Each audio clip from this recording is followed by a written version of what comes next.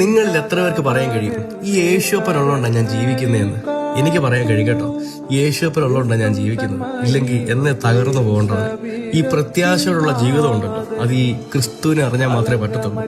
എന്ത് വന്നാലും അപ്പൻ എൻ്റെ കൂടെയുണ്ട്. ഞാൻ ഒന്നിനെ ഓർത്ത് ഭാരപ്പെടത്തില്ല.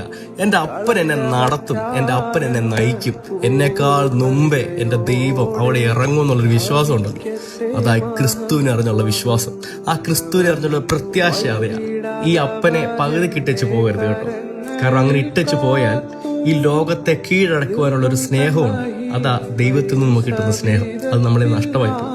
അതുകൊണ്ട് അവസാനത്തോളം അവന് വേണ്ടി കാത്തിരിക്കണം. അവൻ നമുക്ക് വേണ്ടി വലിയ കാര്യങ്ങൾ പ്രവർത്തിക്കുന്നുണ്ട്. പക്ഷേ നമുക്ക് വെയിറ്റ് ചെയ്യാൻ മാത്രം പറ്റത്തില്ല.